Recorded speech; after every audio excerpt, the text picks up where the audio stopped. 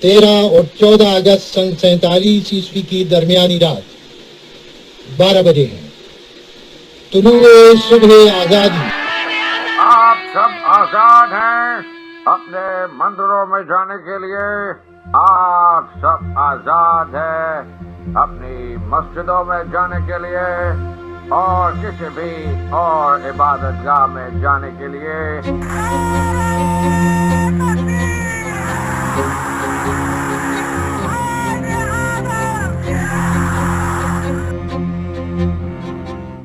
फ़र्ज़ करें आप एक नॉन मुस्लिम हैं और आप एक ऐसे मुल्क में रहते हैं जो ला इलाहा इल्लल्लाह के नाम पे बना। पाकिस्तान का मतलब क्या? मेरा रिश्ता क्या? लेकिन आपसे वादा किया गया कि इस मुल्क में आपको अपनी इबादत गाहों में इबादत करने का पूरा हक मिलेगा। लेकिन अफसोस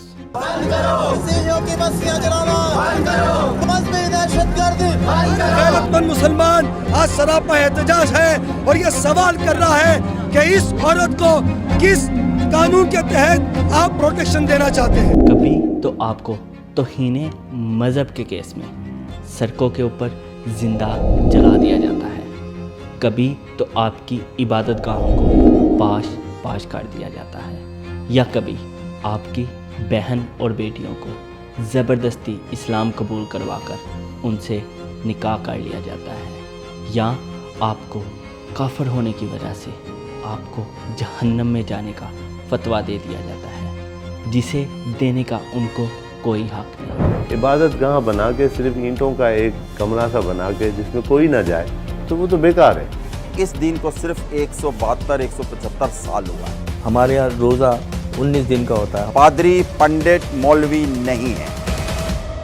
अगर आप सोच रहे हैं कि आप अगर मुसलमान होते तो सूरत हाल कुछ अलग होती, लेकिन अगर आप इन ब्रेन वाश लोगों के ख़िलाफ़ कोई बात करते हैं या इनके अक़ीदे के मुताबिक आप इबादत नहीं करते या इनके अगेंस्ट आकर किसी कमज़ोर की मदद करते हैं या इनकी किसी बात पे आप इनके ख़िलाफ़ खड़े हो जाते हैं, तो आप भी जाहिल, काफिर और यहूदी एजेंट हैं। और इनके मुताबिक कोई भी उठकर आपका कत्ल करके जन्नत का सर्टिफिकेट ले सकता है।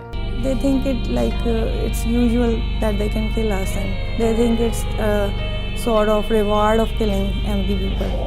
इस इंतहा पसंदी को परवान चढ़ते हुए आपकी रियासत भी बेबसी के अलावा कुछ नहीं कर सकती, क्योंकि ये वही सांप है जो रियासत ने खुद पाले और आज वो सांप रियासत को ही काट कर खा रहे हैं।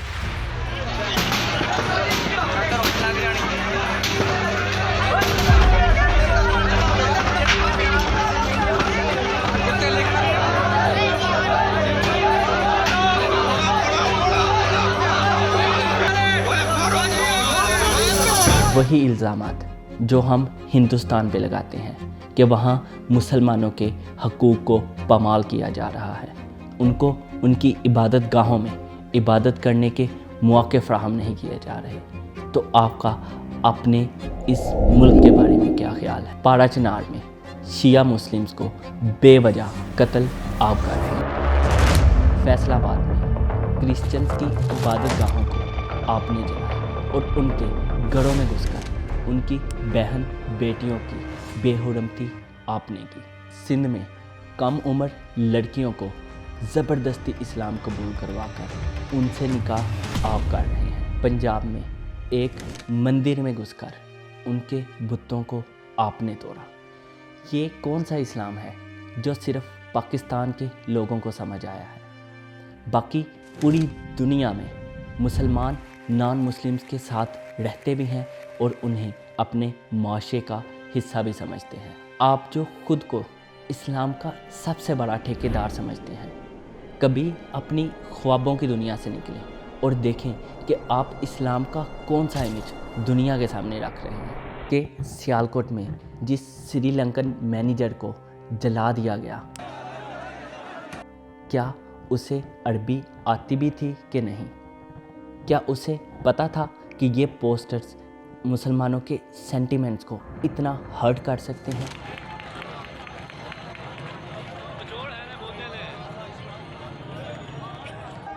आए रोज़ कोई ना कोई ऐसा वाक़या हो जाता है जहाँ किसी को सरेआम सड़कों के ऊपर आग लगाकर मार दिया जाता है। क्या इन ब्रेन वॉश लोगों ने कभी हकीकत जानने की कोशिश की? ये सब हरकतें करने के बाद क्या आपने कभी ये सोचना मुनासिब समझा कि लोग पाकिस्तान तो छोड़ो, इस्लाम के बारे में क्या सोचेंगे? क्या ये वही अमन का दीन है जो आप इन लोगों को दिखा रहे हैं, जहाँ नॉन मुस्लिम तो बहुत दूर की बात है, कोई मुसलमान भी महफूज नहीं। ये जहर सिर्फ़ 1-2 दिन में नहीं बल्कि कई सालों से हमारे जहनों में पल रहा था। इस जहर की बुनियाद आज से 44 ईयर्स पहले मर्द मोमिन मर्द मुजाहिद के दौर में रखी गई, जब यूएसएसआर ने अफ़गानिस्तान पर हमला किया। तब अमेरिकन्स को वहाँ के मुकामी लोगों की ज़रूरत थी। इसके बाद अमेरिकन्स पाकिस्तान को $3.2 बिलियन की पेशकश करते हैं और ज़ियाउल हक इस ऑफ़र को कबूल करके इस जंग में हिस्सा लेने के लिए तैयार हो जाता। पाकिस्तानी अवाम को ये कहकर बेवकूफ़ बनाया जाता है कि ये इस्लामी जहाद है, जहाँ ये कहकर पाकिस्तानियों का ब्रेन वॉश किया गया कि हमारे मुसलमान भाई खतरे में हैं और हमें उनकी ज़रूरत है। हालांकि इस जिहाद का इस्लाम से कोई तल्लुक़ नहीं। इसके बाद पाकिस्तान में 7 से 8 हज़ार नए मदरसे खोले जाते हैं, जहाँ पे लोगों को जिहाद के लिए तैयार किया जाने लगा और मुजाहिदीन की ट्रेनिंग शुरू हो गई।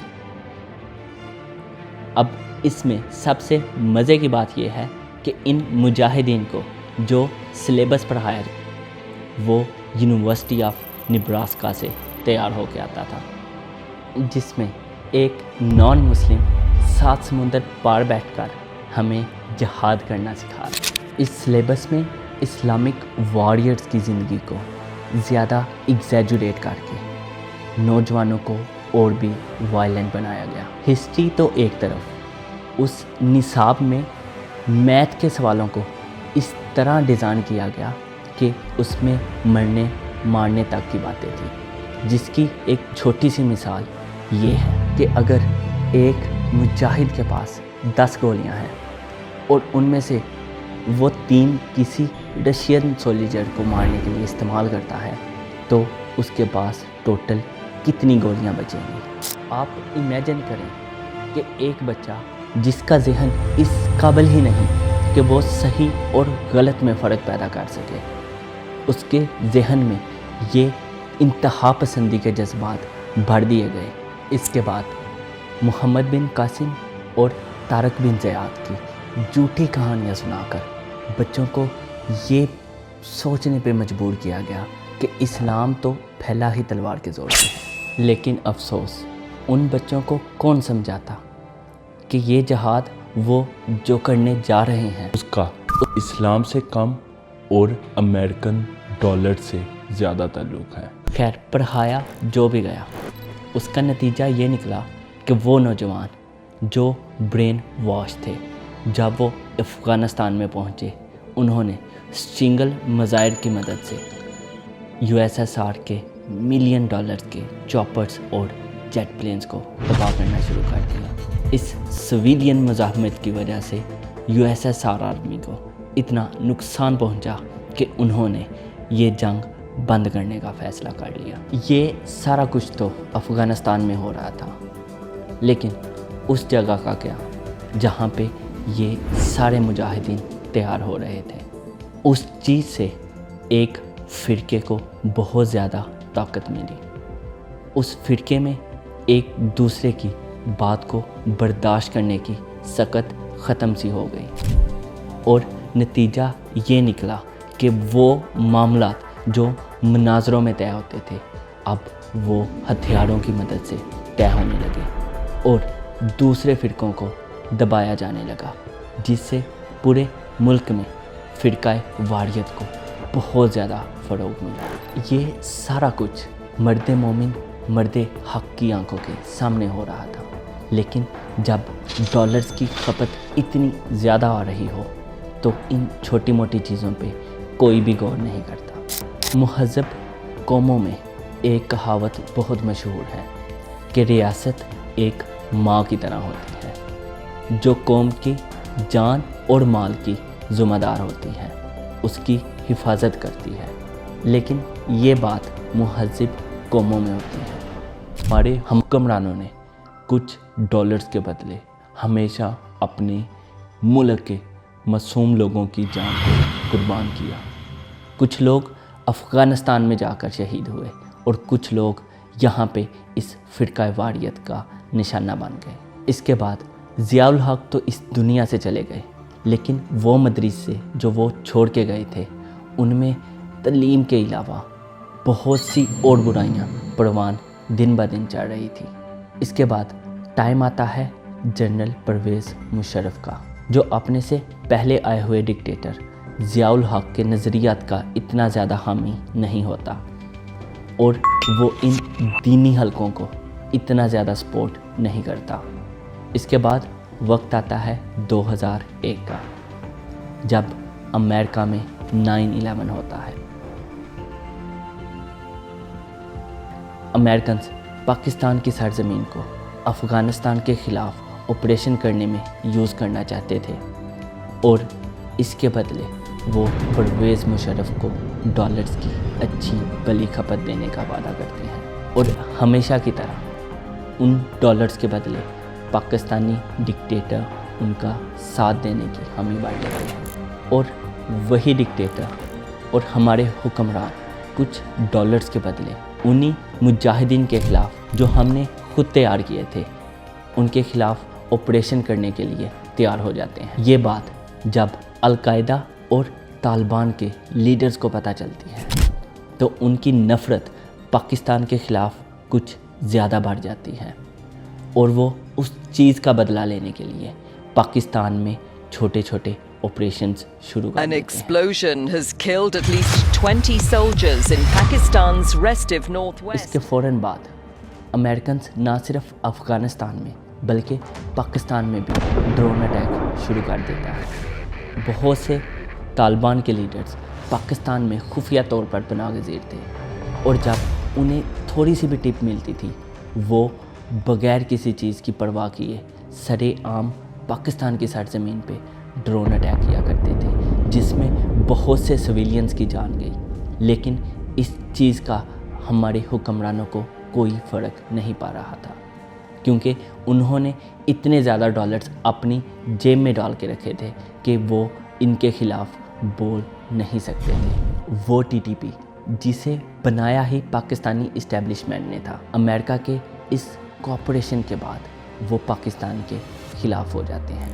وہ پاکستان میں مختلف طرح کے خودکش حملے کرنا شروع کر دیتے ہیں، جس میں سب سے بڑا واقعہ APS کا تھا، جس میں ہمارے چھوٹے بچوں کو شہید کیا گیا۔ اس انسیڈنٹ کے بعد پوری پاکستانی قوم میں ان دہشت گرد تنظیموں کا خوف سا پھیل گیا۔ جب پاکستانی اسٹیبلشمنٹ TTP کو سپورٹ کر رہی تھی تب ہیلری کلنٹن نے کہا تھا کہ اگر آپ سانپوں کو اپنے گھر میں پالیں گے اور یہ امید کریں گے کہ یہ صرف ہمارے ہمسایوں کو کاٹیں گے تو یہ آپ کی غلط فہمی ہے، وہ ایک دن آپ کے اپنے گھر والوں کو ہی کاٹنا شروع کر دیں گے، اور بالآخر اس کی یہ بات سچ ثابت ہوئی۔ یہ ہماری اسٹیبلشمنٹ کے لیے سب سے بڑا سبق تھا کہ وہ آئندہ ایسی کسی جماعت کو سپورٹ نہ کرے، لیکن 2017 میں جنرل قمر جاوید باجوہ اپنی پاس کی ان تمام غلطیوں کو اگنور کرتے ہوئے دوبارہ سے TLP کو پورا سپورٹ کرنا شروع کر دیتے ہیں اور ایک حکومت کے خلاف ایز اے پریشر گروپ استعمال کرتے ہیں۔ اس سے پہلے تک یہ سمجھا جاتا تھا کہ سنی بریلوی ایک صوفیزم پہ یقین رکھنے والا فرقہ ہے، لیکن جب ان کے درباروں پہ حملے ہوئے، جب ان کے جلسوں میں خودکش حملے ہوئے، تب وہ یہ بات سوچنے پہ مجبور ہو گئے کہ اگر ہمیں اس ملک میں اپنا فرقہ بچانا ہے تو ہمیں بھی وائلنٹ ہونا پڑے گا۔ اب انتظار تھا تو صرف ایک موقع کا۔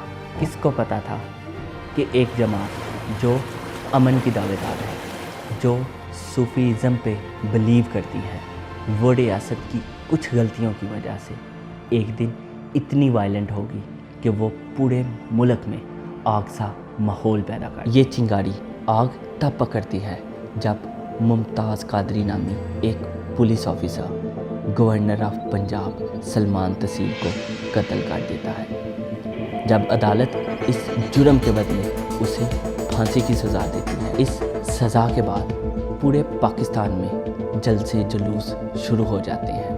اس کے فرقے کے لوگ اسلام آباد میں آ کر توڑ پھوڑ شروع کر دیتے ہیں، سڑکوں کو جلانا شروع کر دیتے ہیں، میٹرو کی توڑ پھوڑ کر دیتے ہیں۔ اس کے بعد بریلوی مقطع فقہ اس ملک میں وہ آگ برپا کرتی ہے کہ ریاست بھی ان کے سامنے گھٹنے ٹیکنے پر مجبور ہو جاتی ہے۔ اس کے بعد بہت سے واقعات ہوئے جہاں پہ لوگوں کو سرے عام سڑکوں کے اوپر زندہ جلا کر مار دیا گیا اور پورے پاکستان اور اسلام کی امیج کو دنیا کے سامنے ایک جاہل اور انتہا پسند سی قوم میں مبتلا کر دیا۔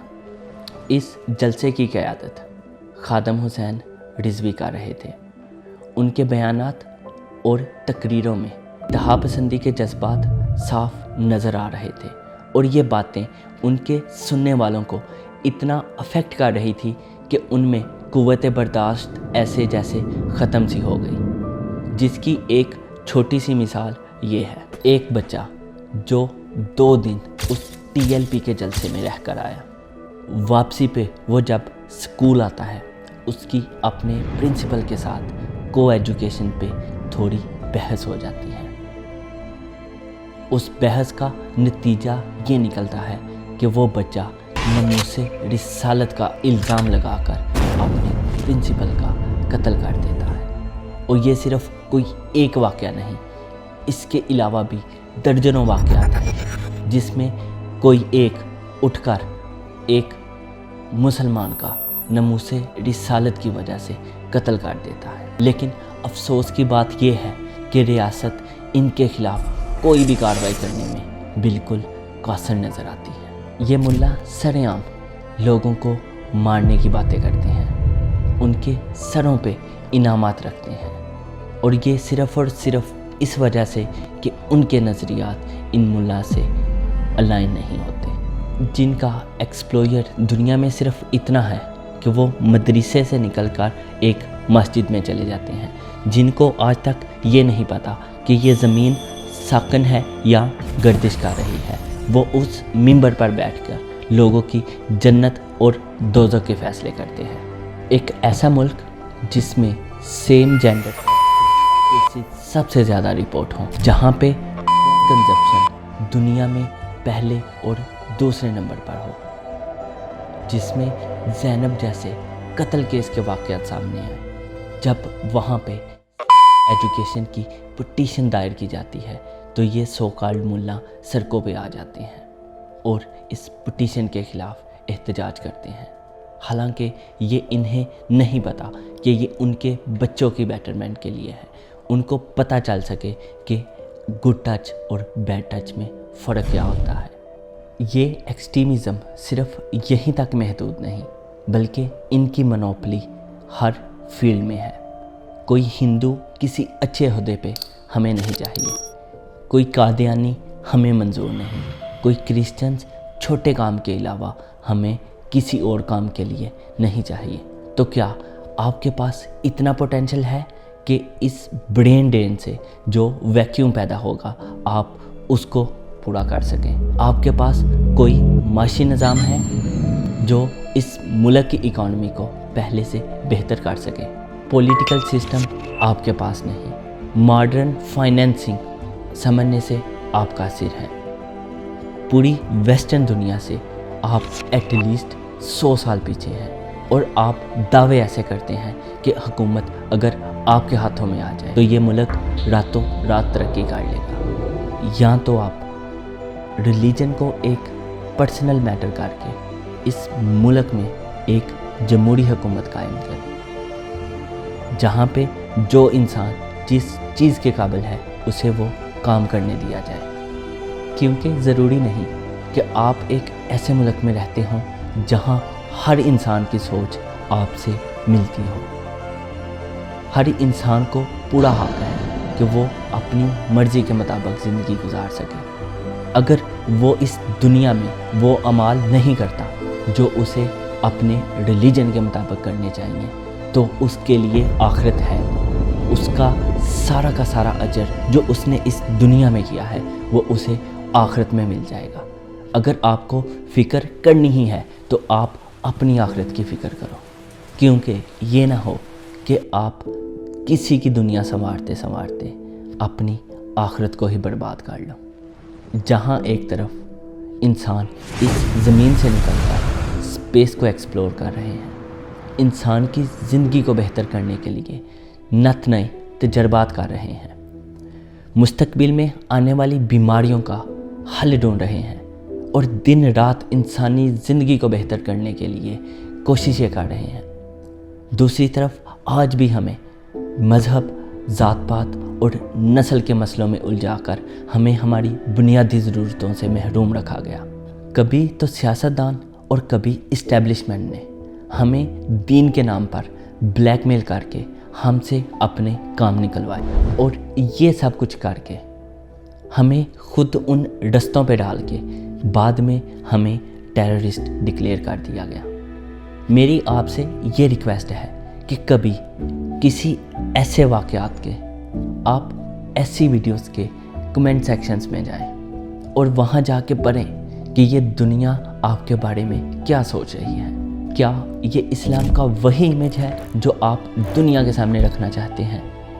اگر آپ کا مقصد یہی ہے تو آپ بالکل صحیح رستے پہ ہیں، لیکن اگر وہ سب پڑھ کر آپ کو ذرا سی بھی شرمندگی ہو تو ایک دفعہ ایسا کوئی عمل کرنے سے پہلے 1000 دفعہ سوچیں۔ اللہ حافظ۔